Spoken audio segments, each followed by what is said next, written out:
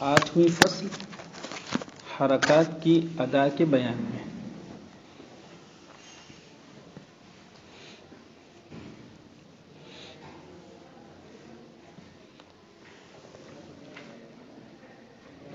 دیکھیے، پہلے تو یہ سمجھیے کہ مصنف رحمۃ اللہ علیہ نے اس بیان میں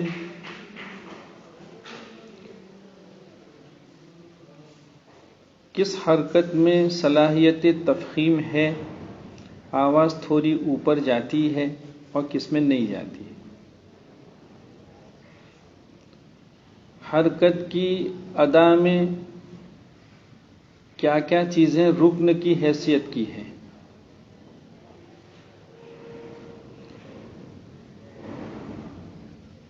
عربیت اور عجمیت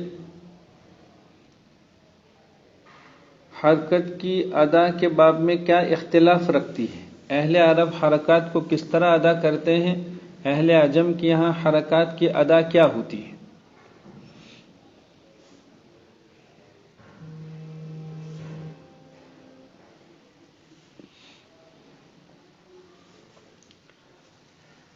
نمبر 3، حرکات کا کہاں اشباع ہوتا ہے، کہاں نہیں ہوتا ہے۔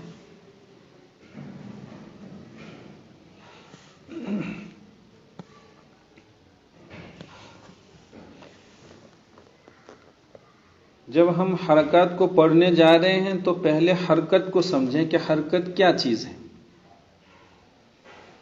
اور ظاہر بات ہے کہ کسی شے کو سمجھنے کے لیے تعریف ہوا کرتی ہے،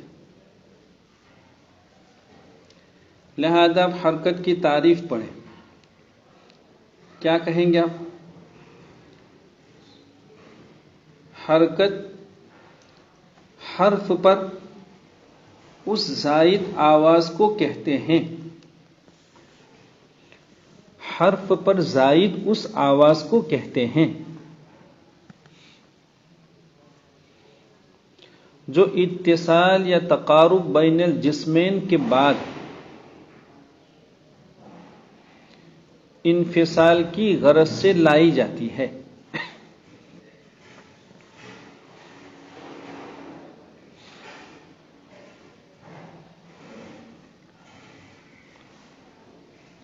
پھر ایک مرتبہ تعریف کر دیتا ہوں۔ حرکت حرف پر زائد اس آواز کو کہتے ہیں جو اتصال یا تقارب بین الجسمین کے بعد انفصال کی غرض سے لائی جاتی ہے۔ تعریف کا ایک ایک لفظ سمجھیں۔ حرف پر زائد کہا، حرکت کی تعریف کی ابتدا آپ کیا کر رہے ہیں، حرف پر زائد۔ اگر آپ کو حروف کی تعریف یاد ہے تو آپ نے وہاں سمجھا ہے کہ حرف بھی آواز ہوتی ہے۔ صوت یعتمد علی مخرج محقق او مقدر، حرف وہ آواز ہے جو مخرج معین یا غیر معین میں ٹھہرے، معلوم ہوا کہ حرف بھی آواز ہے۔ آج آپ حرکت پڑھ رہے ہیں تو حرکت بھی آواز،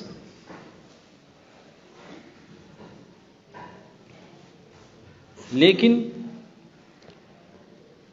دونوں کے درمیان میں فرق یہ ہے کہ حرف کی جو آواز ہے وہ جسمین کے اتصال کے وقت ہوتی ہے، دو جسم باہم ملتے ہیں، مثال کے طور پر ملتے ہیں، آپ نے کہا ملتے ہیں میں میم کا مخرج دونوں ہوں جب باہم مل رہے ہوں، عین اس وقت جو آواز ہوتی ہے اس کو تو حرف کہا جاتا ہے۔ تو جسمین کے اتصال کے وقت کی جو آواز ہے وہ ہے حرف،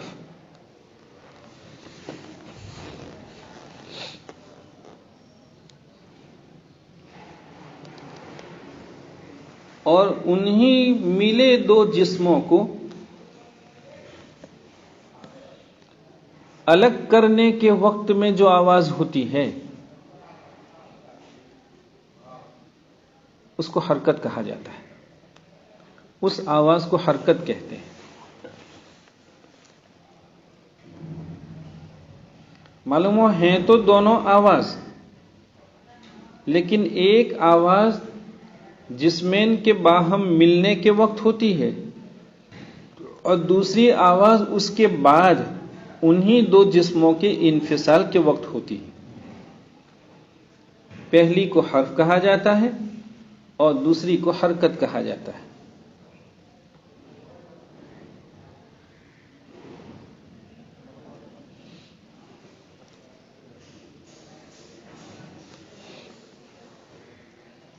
حرکت کا کام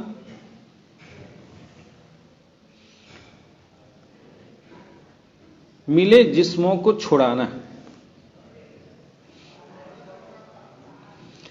چونکہ آپ نے تعریف میں بعد میں جو جز کہا تھا، اتصال یا تقارب بین الجسمین کے بعد انفصال کی غرض سے لائی جائے، یہ عبارت تھوڑی سی مشکل تھی، اس لیے ہم اس کو اور آسان انداز میں کہہ رہے ہیں کہ حرکت کا کام ملے دو جسموں کو چھڑانا یا ایک حرف سے دوسرے حرف کی طرف آنا.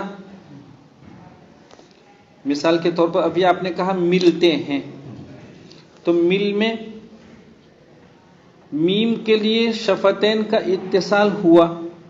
آپ ایسا کیجئے، شفتین کو ملے رہنے دیجئے، ہٹائیے مت، الگ مت کیجئے اور لام پڑھیے. نہیں ہو سکتا، ہو ہی نہیں سکتا.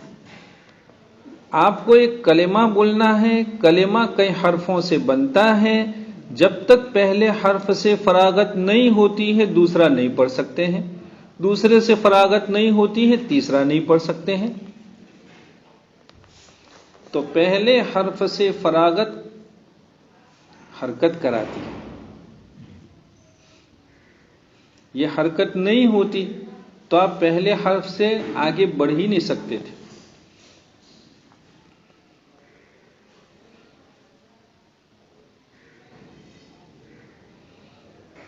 آیا سمجھ میں؟ تو ملتے ہیں کہ میم کے کسرے نے کیا کیا؟ وہ دو ہونٹ آپس میں ملے تھے، ان کو چھڑایا، ان کو الگ کیا. اب آپ لام پڑھ سکتے ہیں چونکہ میم سے آپ فارغ ہو گئے. آ گیا سمجھ میں؟ حرکات اسی لیے ہوا کرتی ہے. معلوم ہوا جسمین کا اتصال وہ حرف کو بناتا ہے اور جسمین کا انفصال وہ حرکت کو بناتا ہے. لیکن یہاں ایک بات سمجھ لیں رک کر، کہ دو جسموں کو چھڑانا، ایک حرف سے فراغت حرکت سے بھی ہوتی ہے، سکون سے بھی ہوتی ہے. ابھی آپ دیکھیں ملتے ہیں، ملتے ہیں کا لام تو ساکن تھا، اس کے پاس تو کوئی حرکت ہے نہیں، پھر بھی آپ لام کے بعد تا بول رہے ہیں، کیسے ہو؟ ابھی تک تو آپ نے یہ سمجھا کہ ایک حرف سے آپ کو فارغ کراتا ہے حرکت، جب تک آپ فارغ ہوتے نہیں ہیں دوسرا پڑھ نہیں سکتے. لام کے پاس تو حرکت ہے نہیں تو ہم تا کیسے پڑھ سکیں؟ آگے کیسے بڑھ گئے؟ معلوم ہوا ایک حرف سے فراغت کا کام دو کرتے ہیں، حرکت بھی کرتی ہیں، سکون بھی کرتا ہے. لیکن فرق کیا ہے؟ جب حرکت ہوتی ہے اور دو جسم الگ الگ ہو رہے ہوتے ہیں اس وقت آواز جاری ہوتی ہے.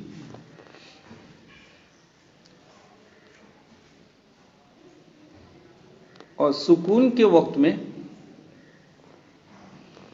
بن آواز میں جسمین کو چھڑایا جاتا ہے. جسمین کا انفقاق و انفصال، جسمین کا انفقاق و اصطلاحی زبان، چھڑانا پہلے ہم نے کہہ دیا، اسی چھڑانے کے لیے اصطلاحی زبان جسمین کا انفصال و انفقاق. اگر جاری آواز میں ہے تو حرکت، بن آواز میں ہے تو سکون.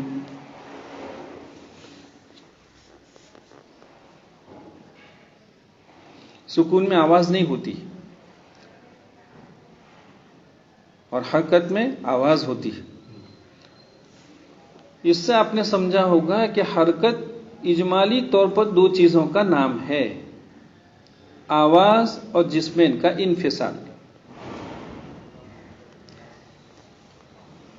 سکون اجمالی طور پر بلا آواز کے صرف انفصال کا نام ہے۔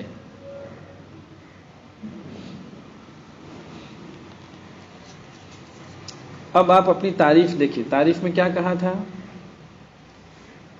حرف پر زائد اس آواز کو کہتے ہیں جو اتصال جسمین، دیکھو اب تک ہم نے ملتے ہیں میں دو ہونٹ کا اتصال پڑھا، یا تقارب بین الجسمین، ابھی صرف اجمالی طور پر مختصراً سن لیں، یہ واو کے لیے لایا گیا ہے، تقارب بین الجسمین۔ ابھی اس کی چھٹی کر دیں، آپ صرف تعریف میں اتنا یاد کر لیں، لیکن سمجھ لیں یہ واو کے لیے۔ تو اتصال یا تقارب بین، ایک جسم دوسرے سے قریب ہو جائے اور پھر ان کو الگ کرنا ہے، تو ان کو الگ کرنے کا کام بھی حرکت ہی کرتی ہے۔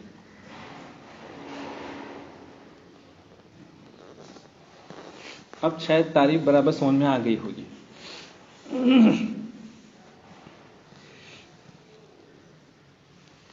اب حرکات تو تین ہیں، فتحہ، ضمہ، کسرہ۔ دیکھیں مصنف رحمۃ اللہ علیہ فتحے سے متعلق کیا فرمایا؟ فتحہ ساتھ انفتاح فم اور صوت، بس یہاں فتحہ ختم ہو گیا۔ کیا معنی؟ آواز اور منہ کا کھلنا، آواز اور منہ کے کھلنے کا نام فتحہ۔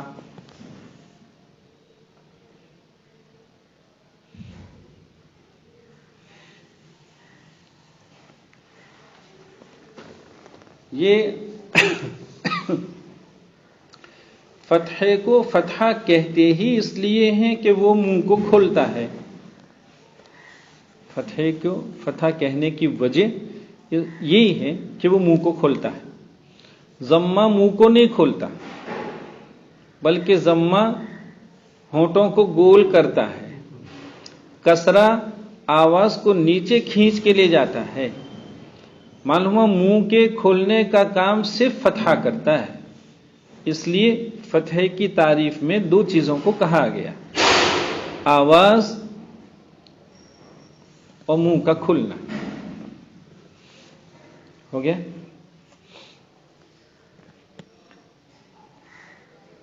اور کسرہ انخفاض فم اور صوت، دو چیزوں کا نام کسرہ۔ انخفاض فم،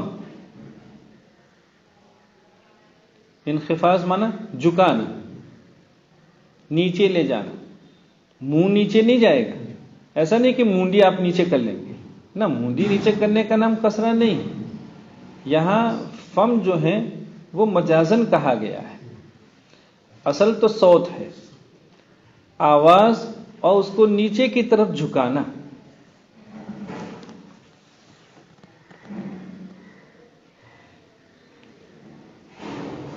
اس کا نام ہے کسرہ۔ ضمہ انضمام شفتین اور آواز، ایسا نہیں کہ ضمے میں آواز نہیں ہوتی، نہیں، آواز اور انضمام شفتین، ہونٹوں کا گول ہونا۔ ہو گیا؟ یہ تین حرکتیں ہو گئی اور تینوں کی حقیقت بیان کر دی۔ معلوم ہوا کہ ہر ایک میں دو دو رکن ہیں۔ فتحے میں دو رکن کون؟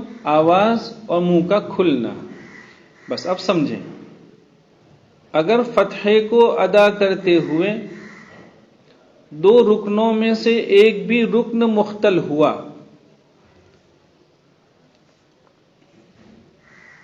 ایک رکن میں بھی خلل آیا، مثلا آواز بند ہو گئی اور منہ کھول لیا، فتحہ نہیں بنے گا۔ آواز ہے مگر ہونٹ گول کر دیا، ضمہ بنے گا، فتحہ نہیں بنے گا۔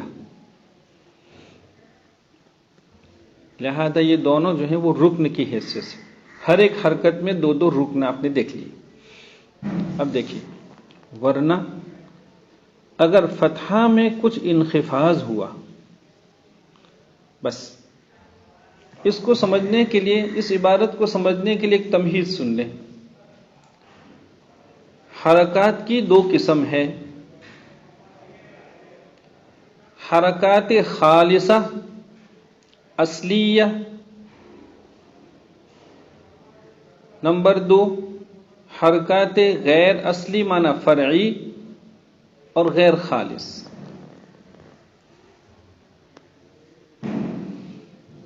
حروف بھی اسی طرح کے ہوتے ہیں، خلاصۃ البیان میں پڑھیں گے کہ حروف بھی دو قسم کے، حروف اصلیہ اور حروف فرعیہ۔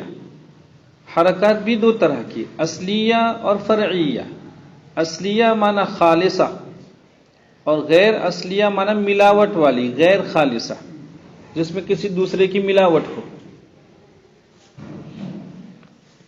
جب آپ نے یہ تمہید سنی تو اب سمجھیے خالصہ اصلیہ کیا معنی؟ جس میں کسی کی ذرا بھی ملاوٹ نہ ہو۔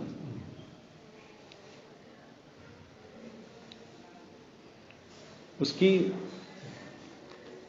پیورٹی پر بھائی خالص کیا معنی؟ پیور، تو پیور بھی کیسا؟ 100%، کوئی کہیں ذرا سی ملاوٹ نہ ہو۔ مثال کے طور پر آپ فتحہ پڑھ رہے ہیں، آپ نے کہا کہ فتحہ نام ہے آواز اور منہ کا کھلنا۔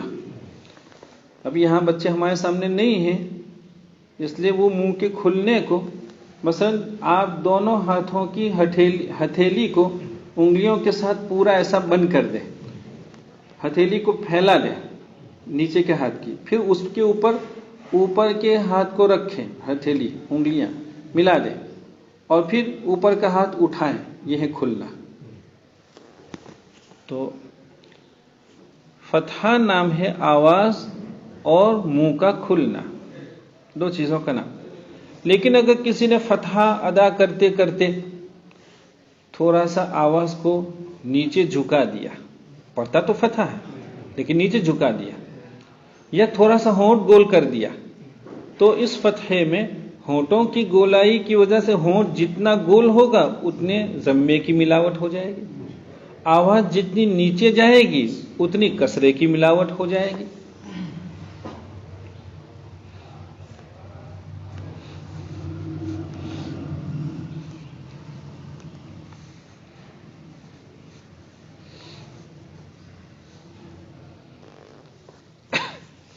اب سمجھیے، ابھی ہم عبارت پہ نہیں جا رہے، اس عبارت کو آسان بنانے ہی کے لیے پھر ایک بات اور سنتے ہیں۔ حرکات اصلیہ 3، حرکات اصلیہ 3، فتح ضمہ کسرہ۔ حرکات غیر اصلیہ عقلی طور پر 6، عقلی طور پر کہہ رہا ہوں،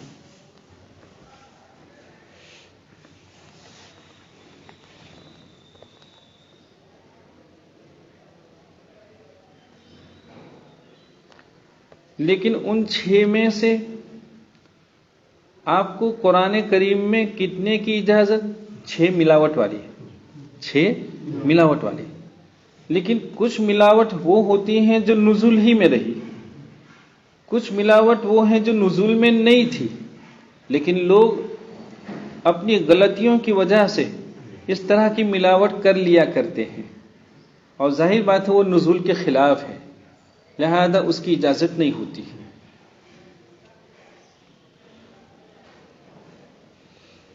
اسی کو اب اصطلاحی زبان میں سنیے، حرکات فرعیہ غیر خالصہ عقلی طور پر 6 ہیں، ان کی 2 قسم ہے۔ حرکات فرعیہ مرویہ، روایتاً اس کا ثبوت نزول میں موجود، اور حرکات فرعیہ ملاوٹ والی حرکت، وہ کون؟ غیر مرویہ۔ تو حرکات فرعیہ عقلی طور پر 6 ہیں، ان میں سے کچھ مرویہ ہیں تو کچھ غیر مرویہ. ابھی سمجھیں گے وہ کون مرویہ کون غیر مرویہ. ابھی اتنا سمجھیں کہ حرکات فرعیہ کی بھی دو قسم، فرعیہ مرویہ اور فرعیہ غیر مرویہ. جی اب عبارت دیکھ لیجیے.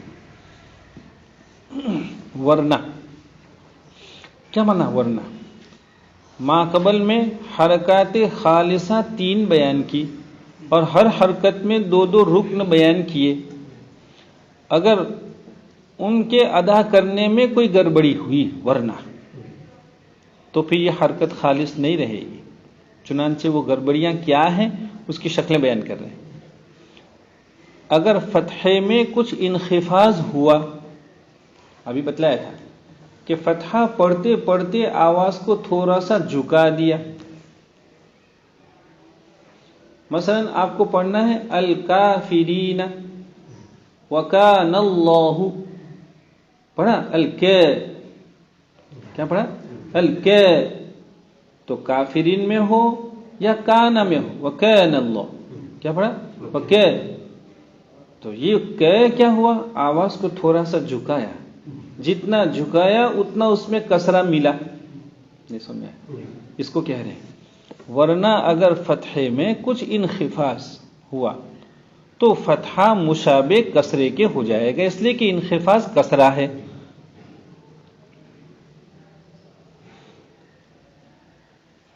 فرعیہ جو 6 ہیں ان میں سے پہلی، اچھا اس کا بیان کہاں سے کہاں ہوا؟ ورنہ اگر فتحے میں کچھ انخفاض ہوا تو فتحہ مشابہ کسرے کے ہو جائے گا. ہو گیا؟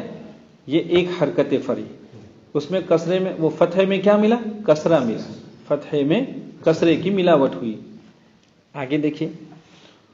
اور اگر کچھ انضمام ہو گیا، کیا مانا؟ فتحے میں کچھ انضمام ہو گیا، فتحہ پڑھتے پڑھتے ہونٹ تھوڑا سا گول ہو گیا، انضمام ہو گیا کا ترجمہ، تو فتحہ مشابہ ضمے کے ہو جائے گا، اس لیے کہ ہونٹوں کی گولائی ضمہ ہے. ابھی ہم نے ما قبل میں سمجھا کہ ہونٹوں کی گولائی ضمہ ہے. آپ کو تو فتحہ پڑھنا تھا، ہونٹوں کی گولائی سے اس کا کوئی تعلق نہیں تھا، لیکن آپ نے غلطی سے فتحہ پڑھتے پڑھتے اگر ہونٹ گول کر لیا تو آپ کا فتحہ خالص نہیں رہے گا، غیر خالص ہو جائے گا، فرعی ہو جائے گا. ہو گیا؟ تو فتحہ مشابہ ضمے کے ہو جائے گا. 2 بیان ہوئی، حرکت فرعی 2. نمبر 3، ایسا ہی کسرے میں اگر کامل انخفاض نہ ہوا تو یہ کسرہ مشابہ فتحے کے ہو جائے گا بشرطے کہ انفتاح ہو گیا ہو. بس دیکھو کہاں سے کہاں تک عبارت پڑھ رہا ہوں. ایسا ہی یہاں سے تیسری حرکت فرعیہ کا بیان ہے. عبارت کو سمجھنے سے پہلے آپ زبانی سنیے. اب بیان ہو رہا ہے کسرہ. ہم نے ابھی کیا سنا کہ حرکات فرعیہ کل ملا کر 6 ہیں، اس لیے کہ ہر حرکت میں 2 کی ملاوٹ ہو سکتی ہے. مثلا فتح آپ کو پڑھنا ہے، آپ اس میں ملاوٹ زیادہ سے زیادہ کر سکتے ہیں تو 2 ضمے کی ملاوٹ کریں گے یا کسرے کی. آپ کو ضمہ پڑھنا ہے تو آپ اس میں زیادہ سے زیادہ ملاوٹ کر سکتے ہیں 2 کی، کسرہ اور فتحہ. آپ کو کسرہ پڑھنا ہے تو کسرے میں بھی آپ 2 طرح کی ملاوٹ کر سکتے ہیں، فتحہ اور ضمہ. یوں ملاوٹ کی عقلی طور پر 6 ہی شکلیں ہیں، اس سے کم بھی نہیں اس سے زیادہ بھی نہیں، اس لیے حرکات فرعیہ 6. ہم نے ابھی ما قبل میں 2 حرکت فرعیہ سنی، فتحے میں ضمے کی ملاوٹ، فتحے میں کسرے کی ملاوٹ، 2 ہو گئی. اب تیسری سن رہے ہیں، کسرے میں فتحے کی ملاوٹ. آپ کو پڑھنا کسرہ ہے لیکن آپ کسرہ پورا نہیں پڑھ رہے. کیا مانا فتحے میں کسرے میں فتحے کی ملاوٹ؟ کیا مانا؟ کسرہ نام تھا انخفاض کامل کا، سمجھ آیا؟ کسرہ نام ہے. بھئی کسرے کو کسرہ کیوں کہتے ہیں؟ ٹوٹی ہوئی چیز نیچے گرتی ہے، نیچے کو آتی ہے. نہیں سمجھا؟ ٹوٹی ہوئی چیز، بھائی اوپر سے کوئی چیز ٹوٹی تو وہ آسمان کی طرف جائے گی، ظاہر بات ہے وہ زمین کی طرف نیچے آئے گی. تو کسرے میں انخفاض ہوتا ہے، کسرے کی آواز نیچے جاتی، اور ٹوٹی ہوئی آواز بھی چونکہ نیچے آتی ہے اس لیے کسرے کو کسرہ کہا جاتا ہے. کیا کہا؟ کسرے کی آواز 100% نیچے ہوتی ہے اور ٹوٹی ہوئی چیز بھی آتی ہے نیچے کی طرف، اس لیے کسرے کو کسرہ کہا جاتا ہے. ہو گیا؟ معلوم ہوا کہ کسرے خالصہ، پیور کسرہ، اصلی کسرہ، تو اس میں انخفاض ہی انخفاض ہونا چاہیے، آواز پورے طور پر جھکی رہنی چاہیے، اس کا نام تو ہے کسرہ خالص. لیکن کیا کیا؟ آواز کو پورے طور پر نہیں جھکایا، کچھ جھکایا کچھ نہیں جھکنے دیا، نہیں جھکنے دیا تو وہ فتح ہو گیا. وہ کیا ہو گیا؟ فتح ہو گیا. لہذا اس کسرے میں کیا مل گیا؟ فتحہ مل گیا.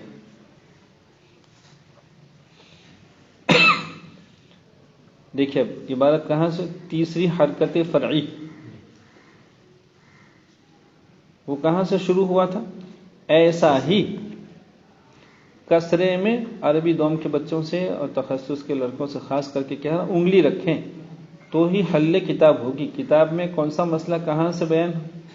دیکھیے حرکت فرعی نمبر 3، ایسا ہی کسرے میں اگر کامل انخفاض نہ ہوا، اس لیے کہ کسرہ تو نام تھا 100% آواز کے جھکانے کا، وہ نہ ہوا تو وہ کسرہ، کتاب میں تو یہ بات نہیں ہے، تو وہ کسرہ مشابہ فتحے کے ہو جائے گا بشرطے کے انفتاح ہو گئے، درمیان میں ٹھہرتے نہیں ہیں.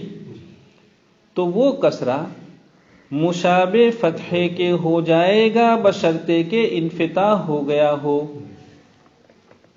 آواز تھوڑی اوپر آ گئی. نمبر 4، حرکت فرعی نمبر 4، وہ کون؟ کسرہ مشابہ ضمے کے. پڑھنا تھا کسرہ اور ہونٹ گول کیا، پورا گول نہیں کیا، تھوڑا گول کر دیا. اور اگر کچھ انضمام پایا گیا، یہ کیا مانا؟ دیکھو اس کو اوپر کی عبارت کے ساتھ جوڑے، پوری عبارت کیسے بنے گی؟ عبارت سمجھے. ایسا ہی کسرے میں اگر کامل انخفاض نہ ہوا اور کچھ انضمام پایا گیا، اس طرح عبارت بنے گی. پھر ایک مرتبہ عبارت بنا رہا ہوں. کیا؟ ایسا ہی کسرے میں اگر کامل انخفاض نہ ہوا، بس اب چھوڑ دیجئے، اب جہاں چوتھے میں آ جائیے، حرکت فرعی نمبر 4. اگر کچھ انضمام پایا گیا تو یہ کسرہ مشابہ ضمے کے ہو جائے گا. آ گیا سمجھ میں؟ دیکھو 4 حرکت فرعی کی گفتگو ختم ہو گئی، آگے 5ویں شروع کر رہے ہیں. اور ضمہ، تو ضمہ نام تھا کس کا؟ انضمام شفتین کا، ہونٹوں کی گولائی کا. لیکن کیا ہو رہا ہے دیکھیے، اور ضمے میں اگر انضمام کامل نہ ہوا تو ضمہ مشابہ کسرے کے ہو جائے گا بشرطے کے کسی قدر انخفاض ہو گیا ہو. یہاں بات پوری ہوتی ہے. دیکھو عبارت پڑھتے پڑھتے ہم جہاں وقف کرتے ہیں، وصل کرتے ہیں، وہ سنیں دھیان سے. پھر ایک مرتبہ عبارت پڑھ رہا ہوں. اور ضمے میں اگر انضمام کامل نہ ہوا، یا وقف، تو ضمہ مشابہ کسرے کے ہو جائے گا بشرطے کے کسی قدر انخفاض ہو گیا ہو. اب درمیان میں کہیں وقف نہیں کرتے. تو بیان کرنا تھا کس کو؟ حرکت فرعی نمبر 5. ضمے میں کسی کی ملاوٹ، تو ضمے میں 2 ہی ملاوٹ ہو سکتی تھی، کسرے کی یا فتحے کی. کسرے کی بیان کر رہے ہیں کہ اگر ضمہ پڑھتے پڑھتے کیا ہوا؟ آواز ذرا سے نیچے چلی گئی، اس کو کتاب نے کیا کہا؟ کسی قدر انخفاض ہو گیا. کسی قدر، ضمے کی آواز کو نیچے نہیں جانا تھا، لیکن اگر کسی نے ضمہ پڑھتے پڑھتے آواز نیچے کر دی، تھوڑی سی وہ نیچے لے گیا، تو اس ضمے میں کسرے کی ملاوٹ ہو جائے گی. یہ ضمہ مشابہ کسرے کے ہو جائے گا. اور اگر کسی قدر انفتاح پایا گیا، پھر عبارت بناؤ. دیکھو عبارت کیسے بنے گی؟ اور ضمے میں اگر انضمام کامل نہ ہوا بس، اور کسی قدر انفتاح پایا گیا تو یہ ضمہ مشابہ فتحے کے ہو جائے گا. یہ ضمہ فتحے کے مشابہ ہو جائے گا. آ گیا سمجھ میں؟ حرکات فرعیہ کل بیان ہو گئی کتنی؟ 6. اب اصطلاحی زبان میں وہ حرکات فرعیہ 6 کہیے. فتحہ مشابہ کسرہ، فتحہ مشابہ ضمہ، کسرہ مشابہ ضمہ، کسرہ مشابہ فتحہ، ضمہ مشابہ کسرہ، ضمہ مشابہ فتحہ. یہ 6 حرکات فرعیہ ہیں. ہم اگر کسی بھی حرکت میں ملاوٹ کریں تو ملاوٹ کی یہی 6 شکلیں ممکن ہیں، نہ 7ویں کوئی شکل ہے اور نہ 5 ہے، کم بھی نہیں زیادہ بھی نہیں. ہو گیا؟ اب یہ دیکھنا ہے کہ کون کون سے. دیکھو حرکات اصلیہ تو ہیں ہی ہیں، وہ تو منزل من اللہ. حرکات فرعیہ تو دیکھو فتحہ مشابہ کسرہ، جس فتحے میں کسرہ ملا ہوا. آپ کے امالہ ہے، آپ امالہ میں یہی کر رہے ہیں، فتحہ پڑھتے ہیں. مجریہا اپنی اصل میں کیا؟ مجرا. ہم نے پڑھا مجریہا اپنی اصل میں مجراہا، تو مجرا اور آپ پر فتحہ ہے، لیکن آپ امالہ کرنے کی وجہ سے آواز کو تھوڑا جھکا رہے ہیں. ہاں تو جھکانا تو کسرہ ہے. معلوم ہوا آپ نے اس فتحے کو کسرے کے مشابہ پڑھا، یہ ملاوٹ ہو گئی، یہ فرعیت ہوئی. تو ایک حرکت فرعی امالے والی، فتحے کو کسرے کی طرف مائل کرنا. ہو گیا؟ نمبر 2 کسرہ مشابہ ضمہ، کسرہ مشابہ ضمہ. مثلا قیل قیل، کسرہ پڑھتے پڑھتے ہونٹوں کو گول کر دینا، قیل. یہ منزل من اللہ.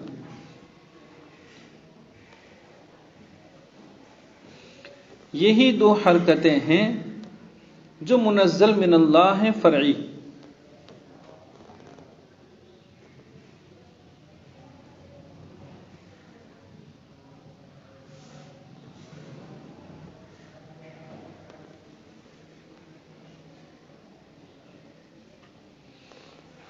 آ گیا سمجھ میں؟ باقی 4 حرکات فرعیہ تو ہم نے 6 سنی، ان میں کی 2 جو ملاوٹ والی ہیں اس کی ملاوٹ منزل من اللہ، اور 4 کی ملاوٹ ہماری اپنی غلطی کی بنیاد پر ہے. قاری غلطی کرتا ہے اور جہاں ملاوٹ نہیں کرنی ہے وہاں حرکات کی ملاوٹ کر رہا ہے.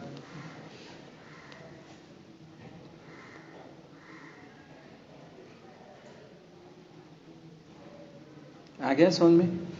دیکھو آج کے سبق میں ہم نے کئی چیزیں سنی. حرکت کی تعریف سنی. نمبر 2 حرکت کی افادیت کیا، حرکت کا کیا فائدہ، حرکت کا کام کیا ہے، اس کی کیا ذمہ داری ہے، حرکت نہیں ہوتی تو آپ کیا کرتے. اس ضمن میں حرکت اور سکون کے درمیان کا فرق بھی پڑھا. پھر آپ نے یہ پڑھا کہ حرکات اصلیہ خالصہ تو وہ 3، حرکات فرعیہ یعنی غیر خالصہ جس میں کسی دوسرے کی ملاوٹ ہو تو وہ کتنی ہیں؟ 6. ان 6 میں کی 2 مرویہ فرعیہ مرویہ اور 4 فرعیہ غیر مرویہ.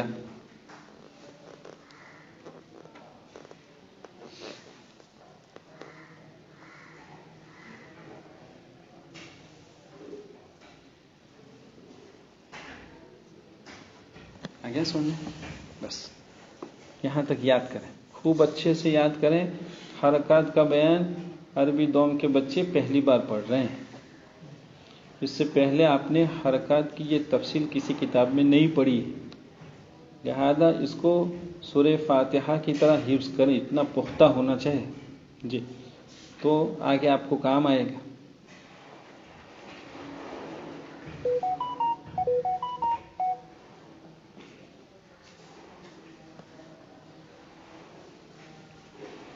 کھول دو اس کو.